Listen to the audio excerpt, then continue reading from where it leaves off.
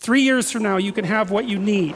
You got to be careful about it. You can't have everything. You can have what would be good for you, but you have to figure out what it is, and then you have to aim at it. Well, my experience with people has been if they figure out what it is that would be good for them, and then they aim at it, then they get it. And it's strange because they don't it's a strange thing. It's not quite that simple because, you know, you may formulate an idea about what would be good for you, and then you take 10 steps towards that, and you find out that your formulation was a bit off, and so you have to reformulate your goal. You know, so you're kind of going like this as you move towards the goal. But a huge part of the reason that people fail is because they don't ever set up the criteria for success. And so, since success is a very narrow line and very unlikely, the probability that you're going to stumble on it randomly is 0.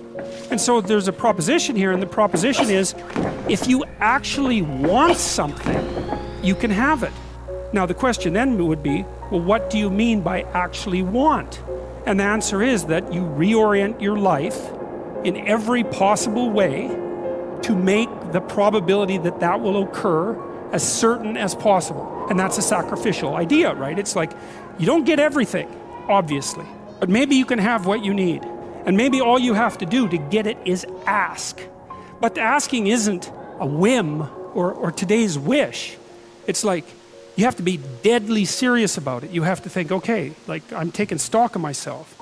And if I was going to live properly in the world, and I was going to set myself up such that being would justify itself in my estimation, and I don't mean as a harsh judge, exactly what is it that I would aim at? And often people won't specify their goals too because they don't like to specify conditions for failure. So if you keep yourself all vague and foggy, which is real easy because that's just a matter of not doing as well, then you don't know when you fail. And people might say, well, I really don't want to know when I fail because that's painful, so I'll keep myself blind about when I fail. That's fine, except you'll fail all the time then.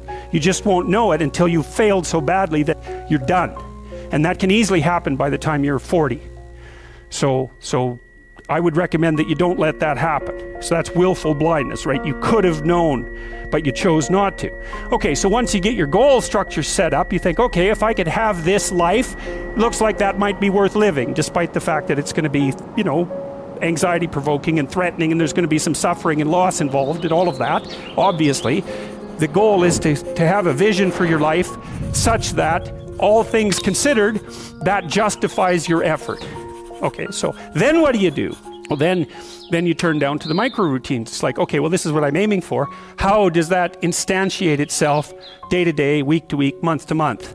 And that's where something like a schedule can be unbelievably useful. Google Calendar. It's like, make a damn schedule and stick to it. Okay, so what's the rule with a schedule? It's not a bloody prison.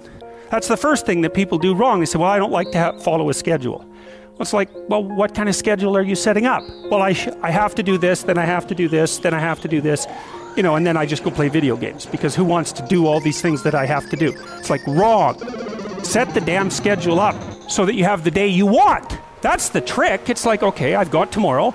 If I was going to set it up so it was the best possible day I could have, practically speaking, what would it look like? Well, then you schedule that, and obviously there's a bit of responsibility that's going to go along with that, because if you have any sense, one of the things that you're going to insist upon is that at the end of the day, you're not in worse shape than you were than at the beginning of the day, right? Because that's a stupid day. If you have a bunch of those in a row, you just dig yourself a hole and then you bury yourself in it. It's like, sorry, that's just not a good strategy. It's a bad strategy. So maybe 20% of your day has to be responsibility and obligation, or maybe it's more than that, depending on how far behind you are. But even that, you can ask yourself, okay, well, I've got these responsibilities. I have to schedule the damn things in. What's the right ratio of responsibility to reward? And you can ask yourself that, just like you'd negotiate with someone who is working for you. It's like, okay, you got to work tomorrow. Okay, so I want you to work tomorrow. And you might say, okay, well, what are you going to do for me that makes it likely that I'll work for you? Well, you could ask yourself that, you know. So maybe you do an hour of responsibility and then you play a video game for 15 minutes. I don't know, whatever turns your crank, man. But, you know, you have to negotiate with yourself and not tyrannize yourself. Like you're negotiating with someone that you care for, that you would like to be productive and have a good life. And that's how you make the schedule. It's like, and then you look at the day and you think, well, if I had that day, that'd be good. Great! You know, and you're useless and horrible, so you'll probably only hit it with about 70% accuracy, but that beats the hell out of 0, right? And if you hit it even with 50% accuracy, another rule is, well, aim for 51% the next week, or 50.5% for God's sake, or because you're going to hit that position where things start to loop back positively and spiral you upward.